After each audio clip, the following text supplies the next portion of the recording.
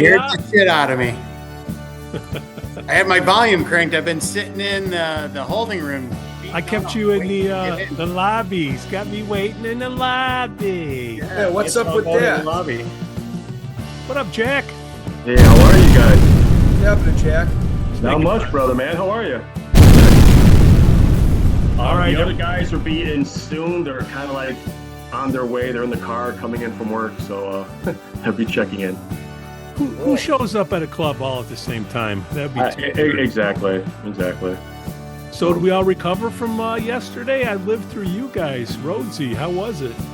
Oh man, I'm telling you, I'm still riding high. That You're was jazzed. Awesome. Just awesome. I've waited, I don't know, 15 plus years or something. Guy Basilwich and I have been talking about doing a Tesla band for forever, and to finally, get that thing out of the basement and actually on a stage and just watching the people react to it. And you guys were fantastic. Honestly, that was a really enjoyable. You guys just crushed it. It was watching Mark Malloy kind of taking the reins up in the front. Yeah, he's great up front, isn't he? He was really great, man. He got the crowd engaged. He was, it was excellent. Great song selection. Obviously, you had a lot of the hits there, but anybody that's a Tesla fan would have enjoyed that. And I'm excited about what's coming in the future. More stuff. Yeah, absolutely. We're working our way to that 90-minute show, and then, eventually we're going to figure out how to put the 5-man acoustical jam show kind of like in the middle of our show. So we'll do like rock out for a while, then do the little acoustic breakdown, kind of interact with the crowd a little bit, and then come back and then just blow the roof off the place in the end. Nice. Maybe move a few of those songs to the back end of the show. Yeah, you got to mix those hits in a little differently, right? Yeah, basically it'd be the first 3 albums. I mean, that we're also looking. Tesla did an album, a couple albums of covers. I mean, I know you want to hear "Ball of Confusion." I know. So yeah. Whatever. So yeah, again, it just all the years in the making and all the times that we got close and all that stuff. Just again, to have this opportunity to finally get out of the basement for all of us working musicians. I mean, we all stay away from startups for that very reason. Yeah. So we're all very thankful that we had a platform to showcase. And all the bands were really great yesterday. I mean, honestly, from the Acoustic Cats to the band I didn't know, those Seven Soul. I never heard of those guys. Those guys were excellent. Yeah, they did. They killed it. Actually, Leadfoot too. I mean, Chopper Rhodes and Galen. They did Cities in Flame, and I mean that was just great. I don't think I've ever seen a band play Cities in Flame at any bar around here. So that was really cool. Yeah, everybody brought it. And the 2 kids in young men, I'm gonna say, that play in Kicked Out of Choir. The drummer's 17 and then the guitar player's 18. And those kids can play. They're School of Rock kids. I wonder if they're working. I thought that was a girl band. I think there is a girl. Yeah, there is. It's actually 2 girls, but I think their singer, is that her? Corey, is that her name? Oh. I apologize. Hold on. Somebody's putting out a gun show. Yeah. What's up, Jeff? Jeffrey? We got Jeffrey Jack. Oh, hold on. We got Diablo. What's up, Jeff? His microphone's off. Your microphone's off, dude. I think his bicep turned it off. That was mine, baby. Which way's the Diablo? beach, I brother? don't see him anywhere. Bean, Bongo Mike and Rodney and you. Bean? What's up? There you are. What's up, There he man? is. What's up, guys? Hey, let's do the gun show again. Ready? Come on. Come on, man. Come on. Get out there. Come on. I'm just leaning on my desk, gents. Sorry, no offense.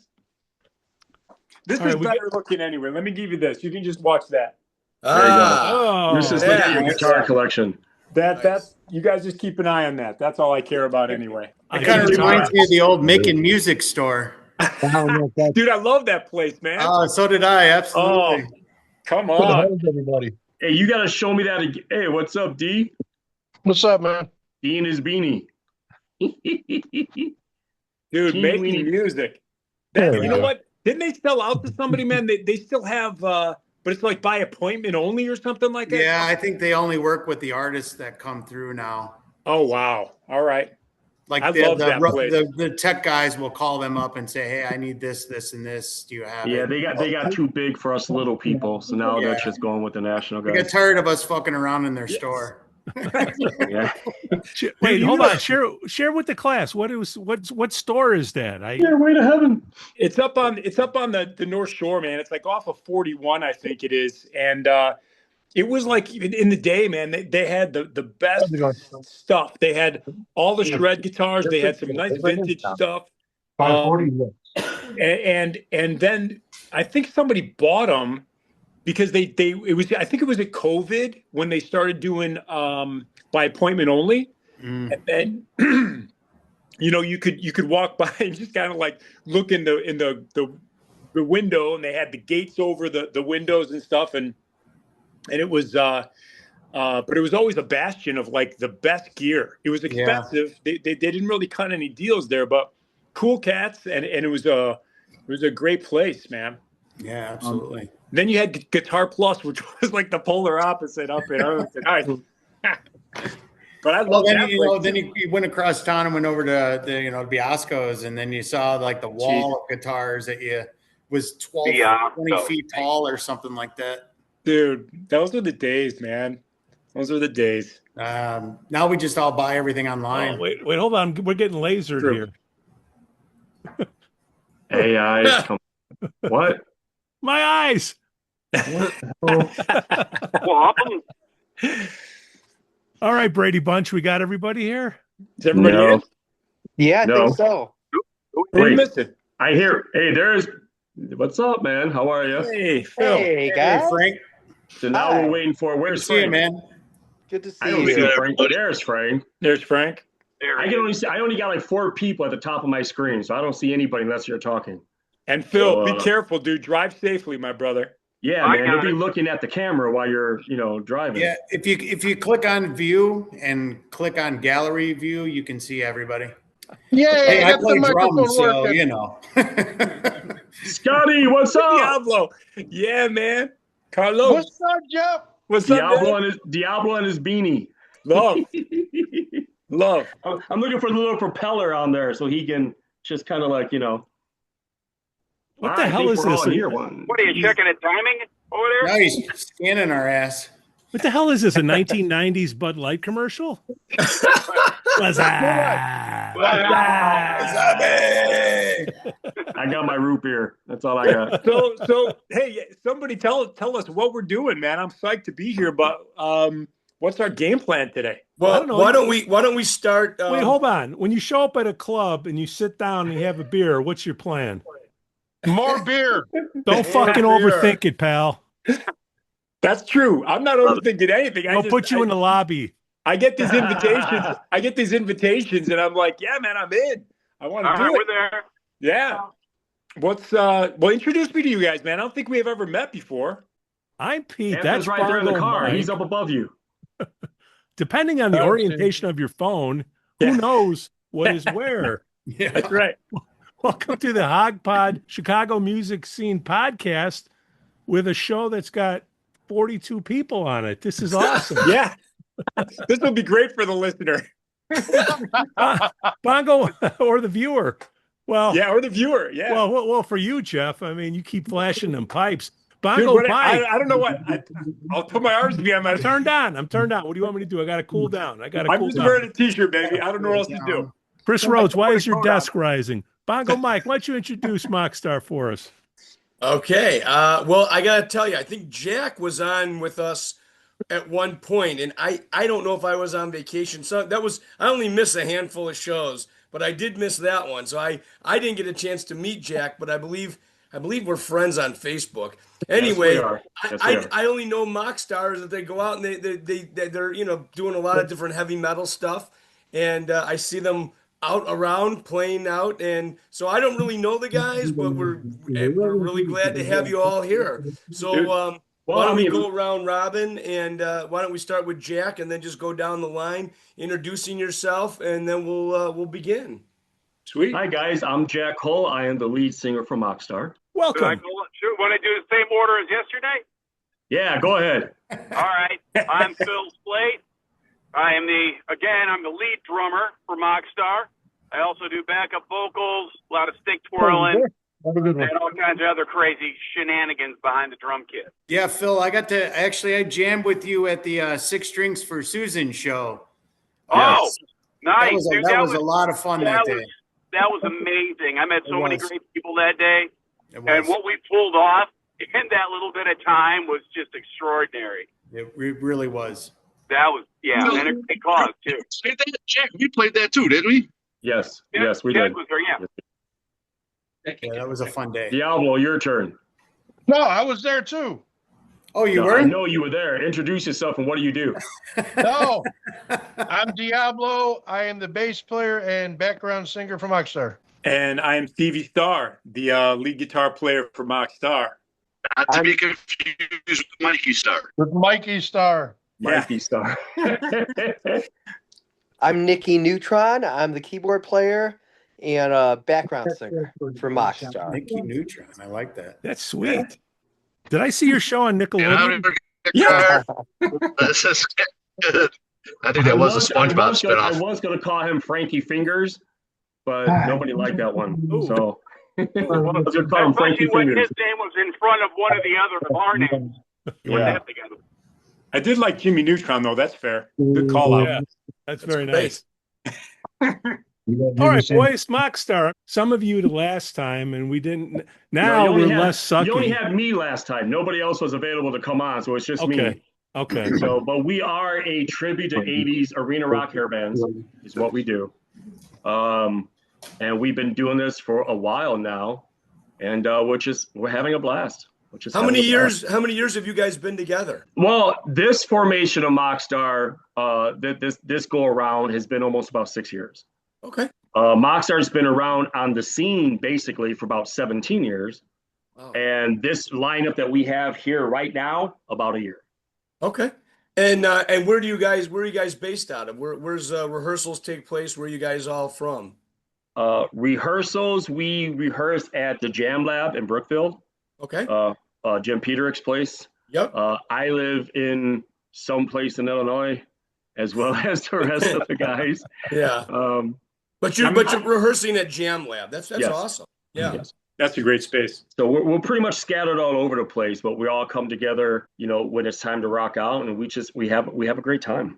So 17 years this band's been together, and you said this is the lineup that you got now for the past year or so. But... Well, I mean, the band's been on and off. The band first was formed in 2008.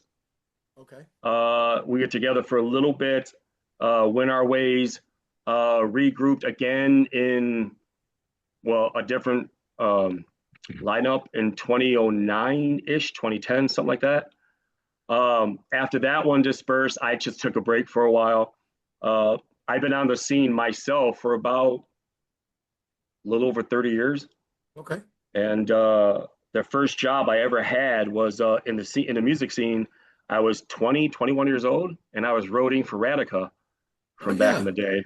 Yeah. And that was pretty much, and then I went and I started roading for theater, Tribe of None, which is where I met Phil. And Phil and I go back about 35 years. Scott and I go back about 30 years. So we're all really good, close friends here. But I took a break for a while. I reformed the band about 6 years ago because I had that itch to kind of get back out there and just, play. And then here we are. I haven't seen you guys, but I know the kind of music you do. Can you just kind of run through some of the groups that you're covering? I mean, I know it's the arena rock, but is it Def Leppard? Is it Motley Crue? I mean, it's Bon Jovi, Poison, Def Leppard, Motley How many Crue, Journey Van songs do you Halen. do? Oh, don't. We do about 3 actually. But we also do. We're a collective. We do Lynch Mob. We do XYZ. Bullet Boys, Katy Perry, Pink. Firehouse. Pardon me. Katy Perry and Pink. Don't forget about them. Yes, and we do like Firehouse, and we do Right now, we just added some Danger Danger and a bunch of other stuff, new songs that we're working on for the upcoming show. And with the addition of Frank and Jeff,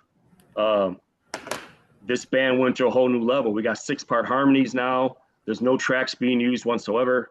It's all 6-man harmonies, keyboards. I mean, when we come back out, nobody's going to know what hit them. You got the keyboard wizard in your band. Yes, Yeah. For sure, man. I know exactly who Frank is. I know who that guy is. So when I posted that, welcome, Mockstar family, welcome to the new edition, Frank Lucas, blah, blah, blah. People went nuts. I was getting, my phone was blowing, going, you got Frank in the band? Yeah, I'm going, what did I just say? Everybody was wondering what kind of photos we had of him in compromising positions to get him in this band. Yeah, I had to twist some knobs to get him in.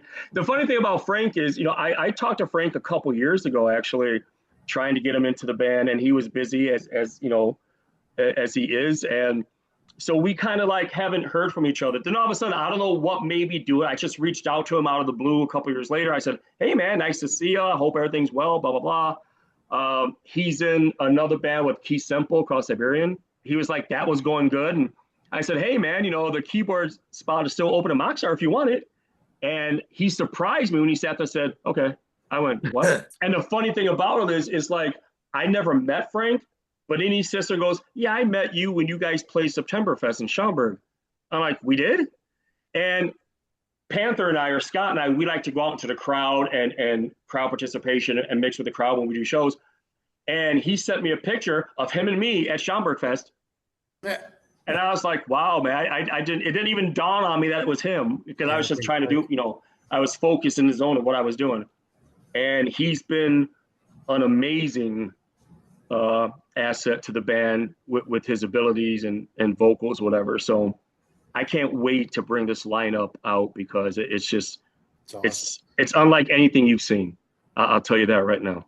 Thanks so much, Jack. Yeah, the tunes are so much fun to play, and I wouldn't be doing this at all if it weren't for the fact that, first of all, the guys are totally fun to hang out with, and the music. The music is what I grew up on, and not only am I a big fan of the bands that we cover and pay tribute to, but I really enjoy the music. I really enjoy playing the music, and that joy bounces off one another here in the band when we rehearse. I can't wait to play the stuff live. People are going to love it. Why are the 80s so damn popular? Because it's a genre you're never going to get back again. That's an era of people actually sang and actually played their instruments. If you want to know, like, before there was auto-tune, there was Steve Perry. So the 80s was just, it was a great time in people's lives. The thing about Mockstar is we're not a bunch of guys pretending to be in an 80s band. We lived it. We were there. We some of us have toured around and have done some things. And, so we're bringing our experiences and trying to make this as real to life as we can make it. And when you come to a Mockstar show, it's like stepping back into 1985. We come all out, man. We wear the outfits, but the energy and stuff that we proceed on to the crowd or whatever, and getting back from them, it's a great feeling, man. So I just, there's not another era like it, and there never will be again, probably. But I mean, it's because it was catchy tunes, the movies, there wasn't a lot of competition. MTV, what do you think? It was a lot of that stuff, man. I think that, the cool thing for me doing this with these guys, which has just been such a joy just over the past year anyway. And what I always loved about the 80s was the fact that even though, these massive catchy choruses, and, there were so many haters, for that time period too, as they look back and like, oh, those songs are cheesy or whatever. But look, you can't deny a good hook. You can't deny More Than Words. You can't deny, I Remember You. And I think when people hear these songs, it's so nostalgic, because whether you were, working your first real gig and it came on and you couldn't help but sing along, and when you went to live shows, you couldn't help but want to drive yourself up to the front and try to, work your way to the front row to have somebody look at you. I remember Richie Sambora slapping my hand in the front row on the New Jersey tour, and I lost my mind. It was like the greatest thing that had ever happened to me. So it's like, I think that's the infectious kind of atmosphere that we create and that people hunger for, man. I mean, that to me was the essential components of that era, man. It was just a good time. And by the way, some of the best players ever, you had Vi playing in Whitesnake. You had, Nuno Betancourt coming up as a young gun, Richie Kotzen, like all these cats that could play insane. And then they'd work the solos into the context of these they're pop songs, right? And so to me, that's always what held my interest as well. Just some phenomenal players of the day. I think another thing too today is ticket prices today to go see a Wait, band. hold on. Diablo, let's get her on. What's going on over here? I want more of that. I think we all what do. you got going over there? Come on, I see y'all. I see you dancing. No, nothing. All right. I'm sorry, Jack. Man, it's okay. So I think that, ticket prices today are just, it's ridiculous. It's really hard to go see a concert anymore without having to mortgage your house. Cover bands and tribute bands today are doing as well as they are. For some people, we might be the closest they're ever going to get to the real thing. To go see Bon Jovi or to go see, Def Leppard or Poison, whatever, it's a small fortune. So you go see a cover band that's playing all those tunes and you throw a couple bucks and you have a good time. Well, and for the younger generations, they never had the chance. So this is their chance. They hear the songs and now they can come out and see a live show that's kind of a knockoff of what it used to be in the day that they never had a chance to experience. This is root beer, by the way. It's not beer. It's I think root the other beer. thing, Nobody knows. I think the other thing that's going on here too is like my kids have discovered a lot of the music that we play because of the cassette tapes that are laying around or the CDs that are still laying around. And we're starting to get into that age where, people are they're empty nesters now. And so they don't have to get babysitters. They don't have to worry about their kids. So they can go back out. And so a lot of these people they're the people that are coming out to see our shows because, you come and see us. And like Jack said, it's like you're back in 1985. And you're thinking about the days where you're rolling around in your IROC or your 69 Charger or your Chevelle and you're picking up chicks and got your Mr. Microphone out. Hey, be back to pick you up later. You know what I mean?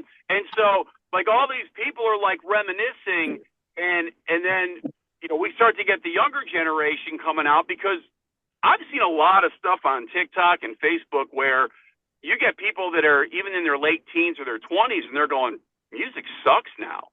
And you'll see people do these reactionary videos and they're looking at someone like TNT or Queen or Journey or Sebastian Bach and they're floored that they've never heard of these artists and now they're flooding to them and there's a bit of a resurgence in this type of music and we're just fortunate that we lived it and we can kind of bring that back in a live format. Yeah, I think you hit it right on the head, and I think Jeff did too. I mean, it's a way to get back to those in 1985, 1986. Despite what ticket prices are just ridiculous. I mean, you want to go see one of these bands, and you're paying hundreds of dollars. And that's all driven by the scalpers. The artists aren't walking away with all that extra money. The scalpers and go and watch what's happening. It's just out of control. But you can go see Mockstar or any one of these cover bands that are out there doing it, and you're able to get back into 1985 or 1986 and relive that music. And to your point, Phil, their kids are now discovering that because maybe they don't want to listen to the stuff that's being, produced nowadays. And so they're digging back into those old cassettes and CDs. And that music really is timeless. I mean, you can say what you want, how grunge came in and kind of killed it all, I mean, that was what sort of, once Pearl Jam and all these other grunge acts came in, it was like the death of Trickster and every one of those bands. All those guys. Yeah. All those bands just went away, and it was like that. Then all of a sudden, that was the stuff on MTV. So Well, you go from punk rock to 80s, and then Nirvana comes in and screws it off, but you still have the 80s, the fluorescent clothes. There was a shift, because everybody. I mean, the early 80s, everybody just kicked ass, and then towards the end of the 80s, everybody started writing love ballads, and it was. All about slow dancing at some club somewhere to, Yeah, but chicks love that. That's why it was making about fun of Journey. Exactly. But that was one of the things that killed that music scene by a ton. If you didn't have a ballad, you weren't gonna get a record deal. Hell, back in the day, I was in an original band that Jack mentioned earlier. We went out to Los Angeles. We did, 5, 6, 7 showcases where we're playing full on everything we got in front of like 6 people. Yeah. And that's rough. And I remember 2 of the A&R artists came to us afterwards when we had a meeting. And first thing they said was, "Do you have any more of those slow songs? Do you have any more of those ballads? Can you write more like that?" Yeah. And it's like, yeah, but what about all the other stuff that we have that just kicks your ass? That's the filler. That's the filler on the album, Phil. Yeah, and that's exactly it, and that's just how it went. It was like, we want more ballads. So, and to what you were saying before, we were out there, and it was 90. Actually, it was like 94, at the beginning of 94, and then when we were out there, all that grunge stuff came in and just destroyed it. So, ran over everything. Yep. It did. That and hip hop were the only things that survived from the 80s. That's even changed, though. Like I said, some of the metal, like people like Pantera and others, and some of those guys that were kind of the tail end of the 80s, migrated into the 90s. I mean, I remember listening to Pantera, just being blown away. Being blown away. It changed. It got heavy. Yeah. Either you were on lithium or you were complete jacked on, Red Bull with glue Pantera and stuff like that. Don't shame the glue sniffers out there. They have their place, right? It's a weird time in those early 90s. But let's talk about the Chicago music scene back then. I believe, from what I remember, I've been told, is the tributes, the cover bands have always been jamming in the burbs, haven't they? And the city was more on the originals, and that's not back in the day. Back in the day, it was more original than cover. It was like if you played any covers, you got shunned for it, for the most part. Not in Toto's. Not in Toto's. Not in Stay Out West. Yeah, right. Now it's like everybody who I knew that was in an original band back in the day is in a cover band now. Oh, absolutely. Now, unless you're a signed artist, and there's very, very few bands that can cross that line and do well. Yeah. But today, unless you're a signed artist and they know who you are or your stuff, whatever, nobody wants to hear about it. A club owner isn't going to put an original band in who's not signed, doesn't have a record out. People don't know their stuff. They're going to play to like their mom and their girlfriend's sister. Yeah. Or they could put in a cover band that's going to bring a couple hundred people through the door, and they're going to make their quota for the night. Money at the bar. Yeah. Yep. So I mean, it's amazing how from then, everybody was an original trying to, be the next big thing out of, for me, Chicago, whatever. And the Barry Waterman shows. Yes, exactly. Yeah, exactly. Shark Entertainment and everything, that was all back then. And then today it's a total opposite. Now it's everybody's in a cover tribute band, and God bless them all, man. I mean, I take my hat off to anybody that's out there doing this, because it's not easy to do. If it was, everybody be doing it. Right. I just, God bless everybody out there, and that's just keeping music alive, no matter what you are, cover, tribute, country, original, dance, pop, whatever. They're trying to keep the music alive, man, and you gotta give them props. And in my opinion, and I'm going off of, I have some kids that are of age, and they're always hanging out down in the city, and it seems as though like for back in the day, what Jack was saying, you know, when we were all in original bands, and I think probably all of us were. I know Jeff, you were in an original band. I was in an original band. You know, we were playing in the suburbs a little bit, but it seemed more so we were getting gigs in the city. Totally. You know, playing at China Club and Thurston's and the Hard Rock and China Club. Man, I missed that place. That was China great. Club.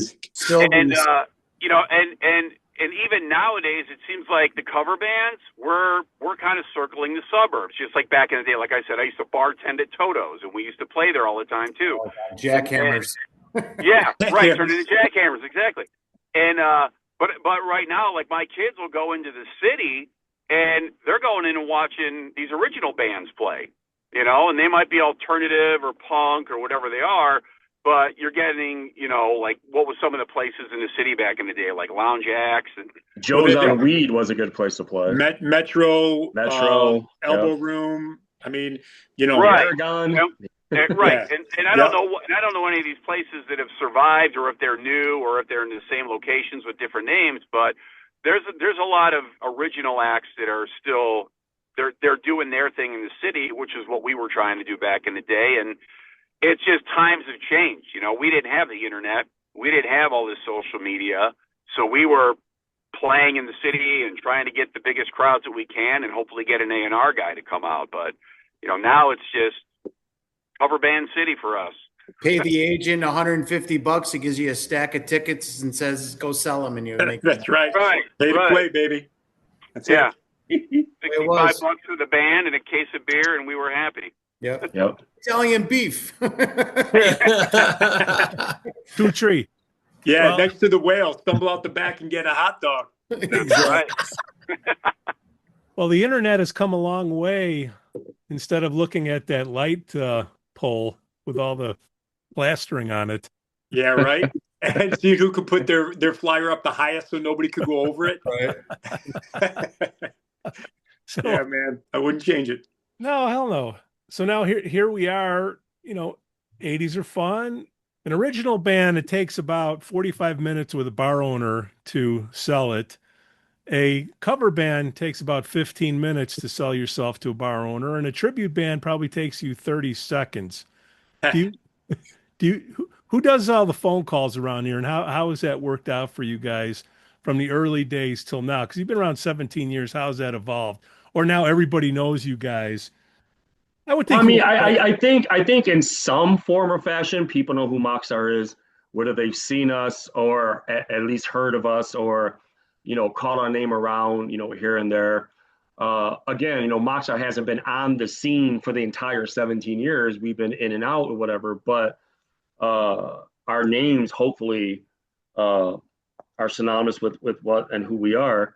As far as who makes the calls and everything like that, up until recently, everything was, you know, we tried a couple booking agents here and there and had some success and then some not. Yeah. You know, it's just kind of, a lot of booking agents have their favorites that they want to keep in rotation, keep them happy and keep them working. And the up and comers, you know, good luck. So I pretty much, and no disrespect to anybody or anything, I just pretty much decided to take the bull by the horns myself. And I've been the one booking the shows and talking to the bar owners and whatever. Up until recently, you know, we now have 2 agencies behind us now, which is a great move for us. It's going to help kick us into the new heights, hopefully this year. And hopefully they do enough to where I can just sit back, you know, give me my schedule, tell me where I need to be, and I'll be there. Well, and that's all I have to do. It's as you know, Jack, it's a pain in the ass, really. It is. It sucks. I mean, I do it for 2 bands and it sucks. It's a pain in the ass to call the bar owners or get in touch with them and get it back, or you're dealing with the promoters, and the promoters are the middleman, so you're waiting to hear back. And meanwhile, you're trying to fill a schedule. I don't know if the other guys in the band are in other bands, but you know, I'm dealing with people that are in other bands, and I'm dealing with those schedules too that we're trying to coordinate. You know, it is. There's a couple of guys that have other projects going on, and it's a little tedious to when I have to kind of like, hey, who's free this day and who's free that day? And well, I can't make this day, but I can make this one. So if we have a show pop up that somebody can't make, I have fill-ins for the night. Yep. You know, so I always have fill-ins on standby for whichever one of my guys can't make a show, the show must go on, so to speak. Yep. And it's hard calling club owners, especially when you have to call them 6 or 7 times because they get so many calls and they're inundated with so many people trying to get a hold. They don't remember who you are. Hey, I think I talked to you before. Who are you again? I'm Jack from Mockstar. Hi, I called you about 3 weeks ago. Yeah, I saw you on Hogpod. Yeah, exactly. That's right. Doggone right, man. But things are starting to shape up now. The one thing I'll give the guys is, we love doing what we do and we have a great time. But, we all have lives. We all got jobs, kids. Some of us have younger kids, wives, whatever. And, but these guys, they really do try their best to make every single show that's booked, and a lot of them, sacrifice a lot to make that happen. Yep. And that's very, I can't even express my gratitude and appreciation for that, because, it's not easy. If your guy can't make it and your stand-in can't make it, now you got a problem. Because now you got to sit there and go, who's playing in a band like mine that knows the stuff already, who could just jump in and do it? And those guys are in 3 or 4 other bands too. So it doesn't make it easy to do, but it's all coming together now, finally, and thank God. And we're starting to really gain traction, and it's going to be a great year. Yeah, well, your name is out there. I mean, I like I said, I haven't had a chance to see you guys yet, but I see you playing out all over the place. So, you're doing something right. Your name's out there. We're doing very well. We just did a show last summer. I want to say last summer, I guess, when we opened for Bret Michaels out in Indiana. Wasn't it? It was in Indiana. That was a sold-out show that we did with him there. At Crown Point. At Crown Point, yeah. We played with my friends Hal Sparks and his band Nerd Halen last year. We're going to play with them again this year. We just set up the date for that. Nice. So they're coming back around, and we're going to hook up with them again. There's a lot going on. From did you have a chance to meet with Bret Michaels? At that point, no, and it wasn't because of Bret Michaels. It was the security and the people at the venue that we were at wouldn't allow us. Yeah. But Bret did mention he didn't want to get anybody to look him in the eye, so that had something to do with it. That's J-Lo. Yeah. I mean, I've met, I talked to Dean, his guitar player. I talked to Norman, his bass player. Great guys. They took time out to talk to us and take pictures with us. And actually, which I just seen Bret Michaels again up here at the Arcada over the weekend, and got to talk to Dean. And Norman wasn't there because he was sick, so I hope he's feeling better, Dorm. But I got to meet Tyson, who filled in on bass, and he plays keyboards for Vixen. So, I mean, it's a great time knowing these guys. They're great people. I mean, I don't get starstruck by anybody. I'm not going to sit there and go, oh, my God, I got to meet Bret Michaels. Bret Michaels is a great guy and probably one of the best frontmen on this planet, outside of Paul Stanley and, some stuff. But I look at him, you're just as human as I am. You just have a way better job, a way cooler job than a lot more women. So, but they're great people and they're down to earth. And, Bret Michaels really loves what he does. He's a fan of what he does. He loves the music and he loves to play and he loves to interact with people. And Mockstar's the same way. We love what we do. We're very thankful and appreciative that we have fans that come and see us, and we're gaining new fans daily, and that's great. And we just have, such an appreciation for the music that we do. So we try to do it as best and as close to the record as possible. We're having a blast doing it. Come on, guys, jump in here with me, man. I'm not the only one talking. I got 5 other guys over here. They're okay. Bret Michaels was just wasn't he over at Ron Onesti's place, and didn't Bret Michaels get an award for playing there a gazillion times? He did get the first award. Ron Onesti, it's the Arcada's 100th year anniversary. God bless. But yes, Mr. Onesti did give Bret Michaels the first honorary award for the 100th year of the Arcada being in existence. The place was packed. It was sold out, and it was a great time. You know, Ron Onesti is one of those people trying his best to keep music alive in his venues, and, you know, the Arcada, the Plains Theater, you know, all the stuff that he's got his hands in and everything. You know, God bless him, man. All the people out there, bar owners, venue owners, the crowd that comes and spends their hard-earned money to see a band, whether it's us or anybody else. You know, God bless you, man, because without you guys, we wouldn't be able to do what we do. Agree. There's no better person that I would want handling my raw meat than Ron Onesti.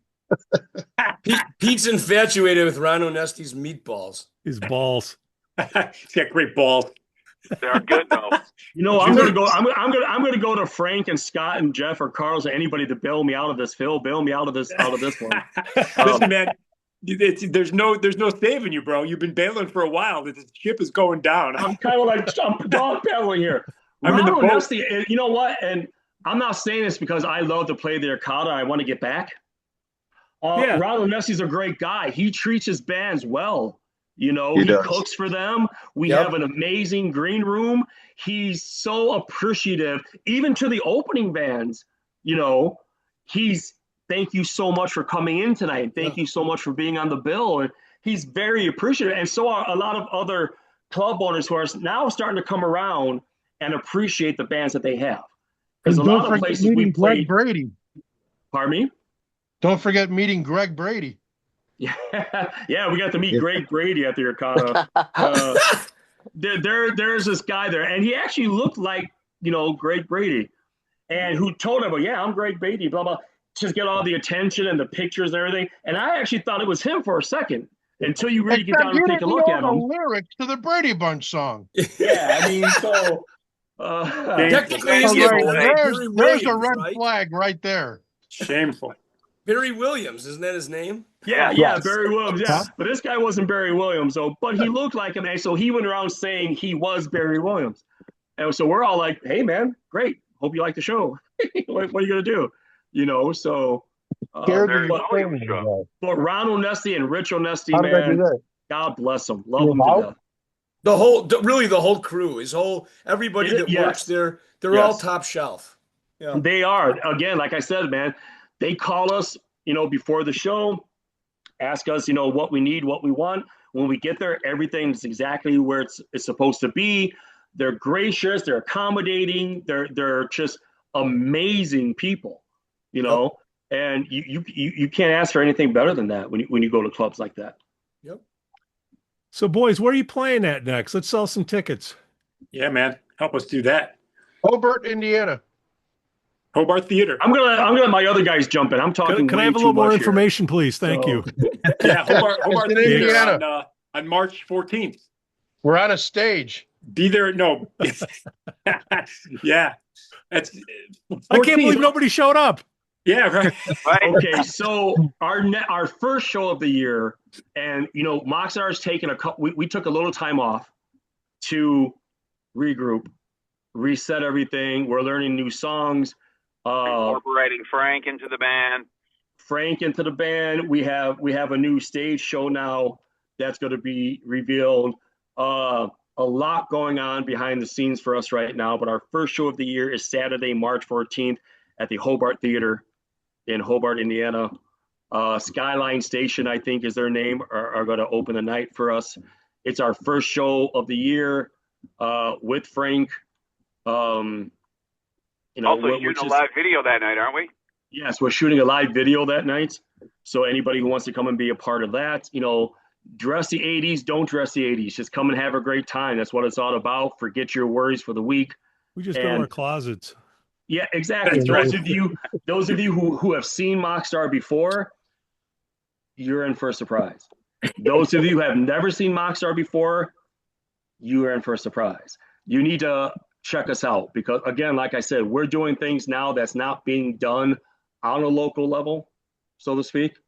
And yeah, we're all itching. We're all like just kind of biting at the thing, right? We can't wait to get out there and do it now. So I got an ointment for you.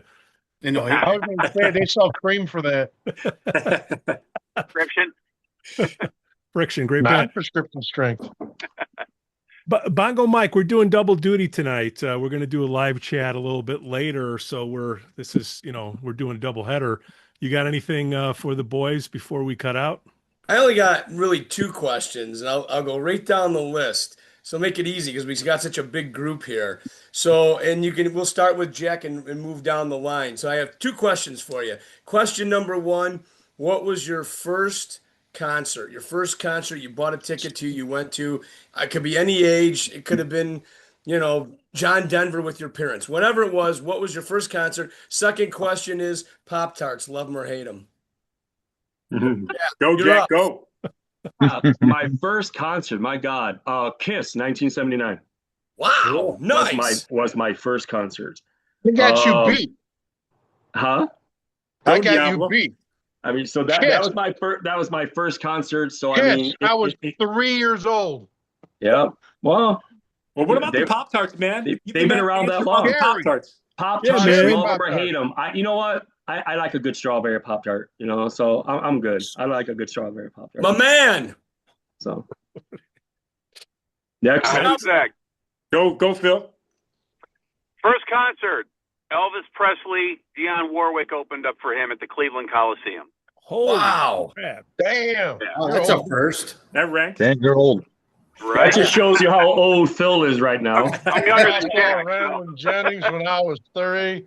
It was 1936. Pop-Tarts, they didn't have And back then. Pop-Tarts, strawberry unfrosted. Or raspberry unfrosted. Yeah. No, you have to have frosted, man. Unfrosted, boys. No. How lame is that? Elvis Presley unfrosted Pop-Tarts? It's okay. I gotta watch my girlish figure. Oh man. No. Well, my first lick the frosting off for you. My first show was Def Leppard, man, on the Pyromania tour at Alpine Valley, and my mom bought those tickets. Wow. They're probably $12. I didn't buy. Yeah. That's right. And it was sick, man. It was amazing. And then Pop-Tarts for sure, and they've got like the cinnamon one, man. That's Brown sugar cinnamon. Brown sugar cinnamon. Thank you. I can eat those untoasted. Yeah. Real quick, since he's mentioning Def Leppard, I'm sorry, guys. I'll get you guys get back. I have a really cool story. So we did the pre-party warm-up for the stadium tour, which was Guns N' Roses, Def Leppard, Poison. Which one are you looking for? No, it's not true. Guns N' Roses and Poison. Pardon me? No Guns N' Roses. That was Motley Crue, Def Leppard, and Poison. Wait, we did do we did something. Did we do something with Guns N' Roses? That was on the reunion tour for Guns N' Roses. That was 2 years. We did a reunion tour for Guns N' Roses. Okay, we did the other stuff too, but we did a reunion tour for Guns N' Roses. And it's funny because we're outside. I think it was Gallagher Way where we did this at. They're at Wrigley Field. Yeah. And you're listening to them do sound check and whatever, and it was a cool thing. So then, while they're doing that, we have a show to do. So we're playing a Guns N' Roses song outside. And as we look up, there's Axl and Slash looking down at us doing the Guns N' Roses song. And that, to me, was, Energy Saver Pictures or it didn't happen. Huh? Pictures or it didn't happen. I know, right?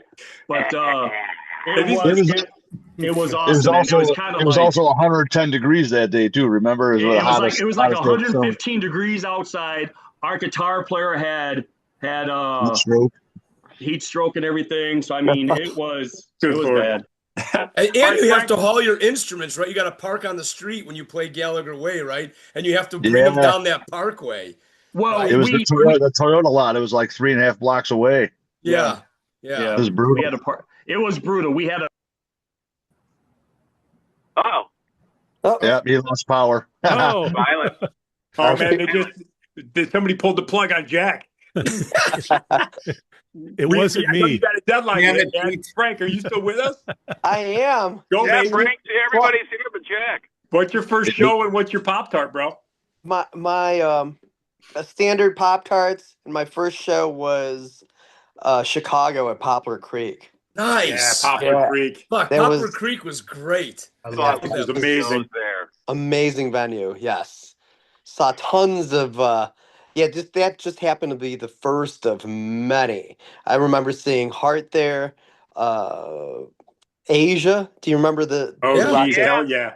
Yeah, Absolutely. saw them there. That was a incredible show. Yes, Steve Allen, yes. If you remember when they used to sell it in blocks, right? Yes. So when they would release the Poplar Creek, there'd be like 6 or 7 concerts within that block. Yes. Yeah, you're right. Dude, I saw the Power Station there. OMC. Oh yeah.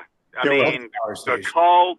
Just so many bands. I mean, actually, I grew up about 10 minutes from Poplar Creek, so it was just product of Hoffman Estates, huh? That's right. Hoffman Estates High School too. Nice. Nice. All right, Scott, what do you got? Scott, you're up. Let's see. I think that's got to go back to like 1984-ish. I think it was Warren Poison at the Rosemont Horizon, as a matter of fact. Wow. There you go. Yeah. And thank definitely you for saying Pop-Tarts. Rosemont Horizon. I know, right? And the cinnamon brown sugar is the way to go. You can't get away from it. Yeah. Well done, you guys, Scott. this was a blast, you guys. Thanks for having us in here. You guys are awesome, man. I want to come out and catch you guys. You guys Yeah, please do. Let us know when you're coming out. I love that you're bringing that stuff back. Yeah. Let's do a live show. Let's do a live show at one of our shows. You should come out and do a live. Do a little remote. You got to talk to we'll get Pete, man. He's the technical guy. Yeah, he's the brain. I'm just the bongo guy. I We'll get you up on stage. I say yes to everybody. We would definitely love that, you guys. Yeah. Well, thank you guys, man. Oh, Awesome. Mockstar. Wait, hold on. Jack's back. We'll let him say goodbye. Good. Is he Let him back? Come on, Jack. I've been waiting for you, Come dude. on, you can do it. I want to hear the story about Do it again. Bret Michaels. What about him? Nothing. There he is. Hey, he's back. My Jack, battery died. I was like, what the hell happened? We're just signing off, bro. So Hey, Jack, Mockstar, the boys, the crew. You might maybe put a female that's like under the age of 40 in the group. That might help some ticket sales. I'm just saying. And don't we have to have them send you a website, Pete, so you can put it in there? If they want, but they're well known. MockstarRocks.com is our website. I'm going to say no to the female thing because we tried that before a couple of times and then it didn't work out too well. So, it's just kind of, I mean, if you could find somebody who actually you're being hired to be a backup singer, basically. Careful. Yeah. I think that's why I'm trying to be, Who's in pretty charge of slow. the band? It just doesn't work. It doesn't work. We'll edit that out in post. Yeah, these are out. But I mean, in the mix, as they say. For the bands who have it and it works for them, God bless you, man, because I could never make it work. But it doesn't mean it doesn't. It just didn't work for us. We're more of an in-your-face type of a rock band. We're not theatrical, and stuff like that. We're just a straight in-your-face, Skid Row, Guns N' Roses, kind of just a rock band, and that's just what we are, So, Boys, great show. Hopefully the internet will recover from what we've done here. If you're free at 8 o'clock Central Time, we're doing a live chat. Mindy Shulman's on, and we're going to answer so many questions from the listeners and viewers. Awesome, man. This was a blast. Thanks for having us. Thank you, guys. Ron, Onesties meatball recipes. See you soon. All right, boys. See ya. That's it. Be cool.